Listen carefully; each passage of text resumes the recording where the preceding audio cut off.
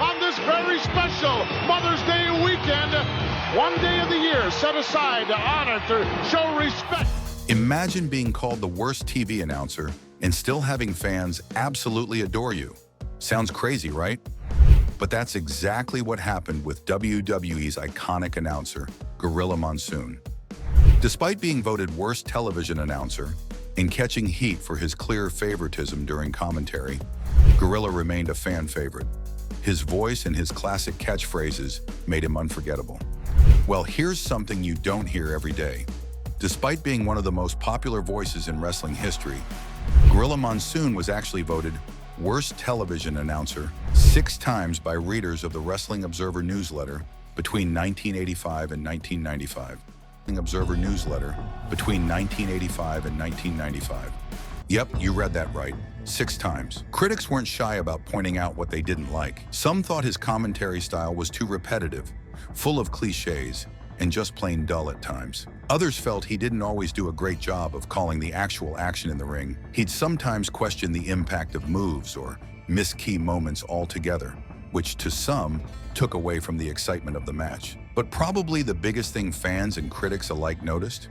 His obvious love for the good guys. Monsoon had a well-known soft spot for the babyfaces, the heroes of the ring, and it showed in nearly every broadcast. His bias became one of the biggest criticisms from those who preferred their announcers to be more balanced and neutral. Still, even with all that said, you can't talk about Gorilla Monsoon without bringing up his legendary partnership with Bobby "the Brain" Heenan. The two were absolute magic on the mic, giving us some of the most iconic and entertaining commentary moments in WWE history. Their back-and-forth banter, full of humor and personality, helped define an era. However, when Monsoon wasn't paired with Heenan, things didn't always click the same way. His chemistry with other announcers, like Macho Man, Randy Savage, wasn't quite as smooth. In fact, Jim Ross once recalled how unhappy Monsoon was after working with Savage during the 1994 King of the Ring event. Apparently, the broadcast didn't go the way he'd hoped, and it added to the ongoing chatter about his compatibility with certain broadcast partners. Even with all the ups and downs, Monsoon remained deeply loved by fans. He had a warmth, a charm, and a voice that felt like home to so many who grew up watching wrestling during the golden years. Sadly, in his later years, Monsoon's health started to decline. He battled diabetes, a condition that eventually led to heart failure. On October 6, 1999, he passed away at his home in Willingboro Township, New Jersey. It was the end of an era. Despite the criticism and the controversies, he left behind a legacy that fans still cherish to this day. Now let's take a closer look at what truly made Monsoon so lovable in the eyes of fans. Let's rewind the clock to 1958. That's when Robert Marella, the man we'd all come to know as Gorilla Monsoon, first stepped into the wrestling world. Back then, he wasn't the wild, fearsome character fans would later fear and love. No, in his early days, he was introduced as Gino Marella, a proud Italian-American babyface who would actually sing in Italian before his matches. That's right, he had a soft, charming side that connected with fans in a more traditional way. And even after he dropped the name in favor of something more dramatic, the nickname Gino stuck with him. Close friends and fellow wrestlers, including Jesse Ventura, still called him that off-air, and Ventura would even throw it out during broadcasts years later. Gino Marella wrestled all over the map: Toronto, Calgary, St. Louis, even Japan. He had a decent following, but he couldn't help noticing something. Fans were far more drawn to the over-the-top villains. Those monster heels with wild stories and outrageous looks, yeah, they were the real moneymakers. Marella, always smart about the business, knew it was time to make a change. So he transformed completely. He grew out a long, scraggly beard, changed his name to Gorilla Monsoon, and started billing himself as a monstrous, mysterious giant from Manchuria. The backstory was pure theater. Supposedly, he was raised on an isolated farm, spoke no English, wrestled bears with a traveling gypsy caravan, ate raw meat, and drank the blood of his opponents. Wild, right? WWF television pushed a slightly different angle. His manager, Bobby Davis, claimed he discovered Monsoon in the mountains of Manchuria, wading naked in a stream. The gimmick worked like magic. Fans were genuinely frightened of this massive, wild-looking man. Monsoon quickly became a top attraction, raking in big money thanks to his terrifying presence. In the ring, he was dominant. With brutal chops, the fearsome Manchurian splash, and his signature airplane spin, Monsoon became one of the top heels of the era. Then came a major turning point in wrestling history. In 1963, Vincent J. McMahon broke away from the National Wrestling Alliance to form the Worldwide Wrestling Federation, setting the stage for what would eventually become WWE. Gorilla Monsoon wasn't just a part of this change. He was central to it. He struck up a friendship with McMahon and became a 1/6 shareholder in the new company. That meant he wasn't just a top talent. He was also deeply involved in the business side, helping book shows in various territories.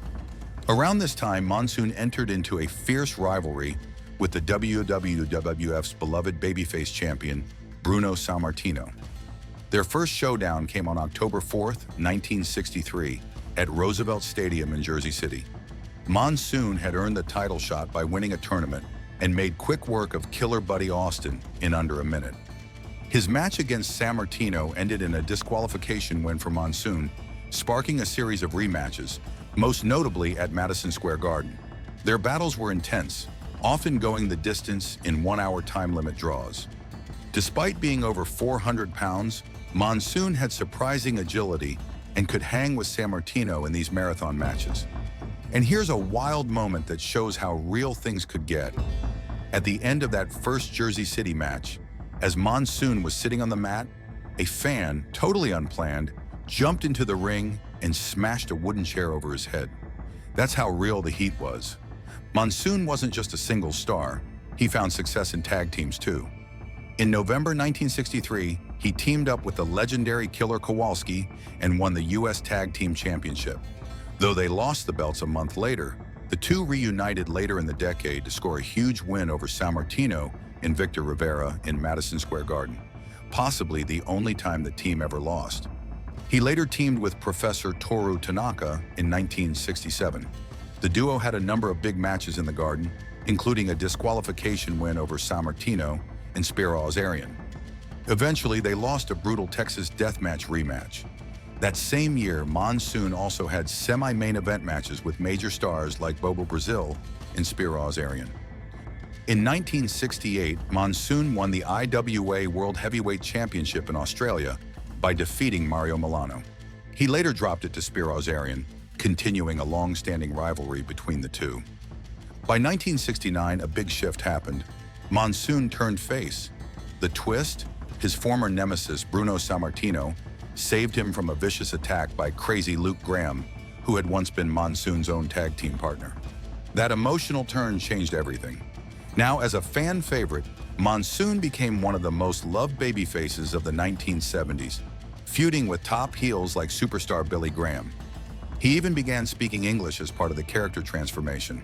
In 1977, he briefly turned heel again to feud with Andre the Giant, leading to a special boxing match between the two in Puerto Rico, where Monsoon had stock in the local promotion.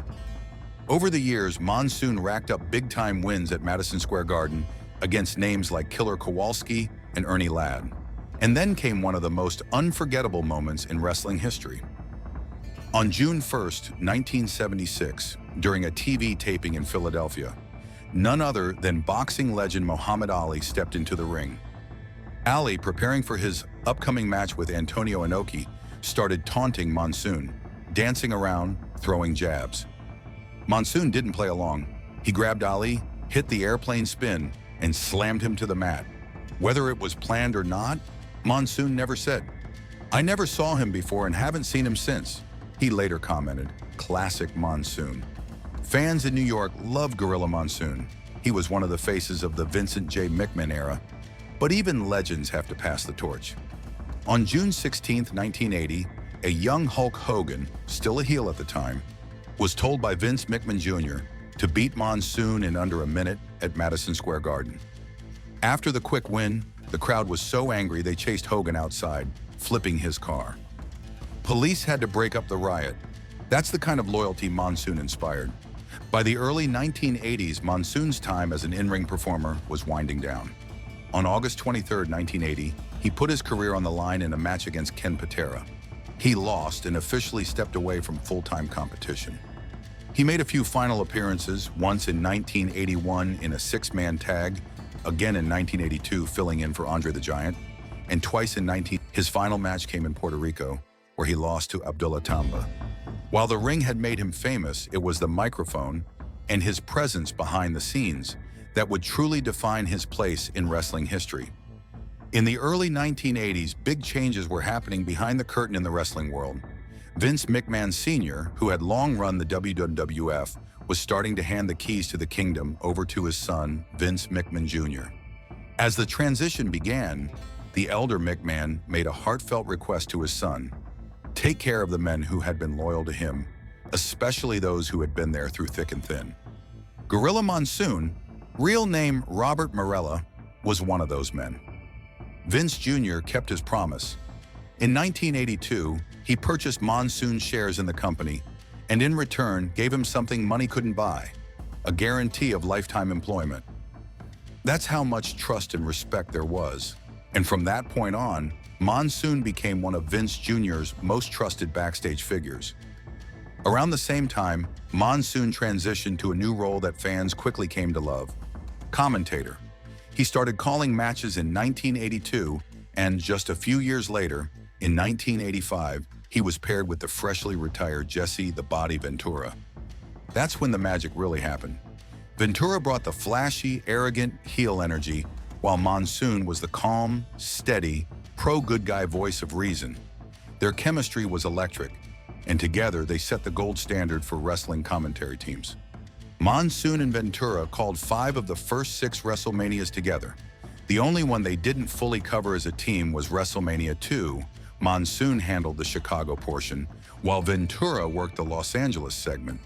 But beyond that, they were the soundtrack of some of the most memorable moments in early WWF history. And Jesse Ventura's heel persona on commentary, that was a first. Before him, most announcers stuck to cheering for the good guys. But Ventura flipped that script, and Monsoon played it perfectly, challenging him, grounding him, and sometimes just flat out telling him, "Will you stop?" When Ventura left WWF in 1990, the perfect replacement was already working right alongside Monsoon: Bobby "the Brain" Heenan. Their back-and-forth banter became legendary. On screen, they were total opposites. Heenan would mock the fan favorites, Monsoon would defend them, and fans ate it up. But off-screen, they were incredibly close. Heenan would often talk about their friendship, and when he was inducted into the WWE Hall of Fame in 2004, he ended his speech with a touching tribute: "The only thing missing tonight is Gorilla Monsoon." Monsoon worked with a long list of other commentators over the years: Lord Alfred Hayes, superstar Billy Graham, Tony Schiavone, Randy Savage, Jim Ross, and more.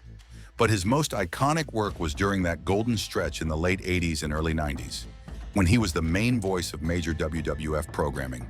He called the first 8 WrestleManias, handled WWF Wrestling Challenge, All-American Wrestling, and hosted Primetime Wrestling. He even briefly co-hosted Georgia Championship Wrestling on WTBS during Vince's attempt to break into Southern markets. By WrestleMania 9 in 1993, Monsoon began stepping back from full-time commentary. He was the master of ceremonies that night and passed the lead commentator torch to WCW newcomer Jim Ross. After stepping back from full-time commentary, Monsoon still popped up on TV from time to time, working King of the Ring 1994, a few Raw episodes, Wrestling Challenge, and Coliseum video releases. Then in 1995, he took on a major new role, WWF President, replacing Jack Tunney. Monsoon brought fairness and authority to the position. Never flashy, just respected and trusted. In early 1996, he was brutally attacked by Vader and sidelined. Roddy Piper filled in as interim president until Monsoon returned at WrestleMania 12. But behind the scenes, his real health was declining. That summer, he quietly stepped down, and WWF retired the president title, introducing the commissioner role with Sergeant Slaughter. Monsoon's on-screen appearances became rare. Still, he returned in 1998 to call the international version of Superstars. In 1999, he appeared in a nostalgic WWF Attitude commercial and served as a judge at WrestleMania 15's Brawl for All. The crowd gave him a standing ovation. Everyone knew it might be his last moment in the spotlight. His final WWF appearance came on August 29, 1999, on Superstars. It was low-key, just like him, but his presence, both in and out of the ring, remains unforgettable. And that wraps up today's video. If you enjoyed it, make sure to hit that like button and subscribe for more.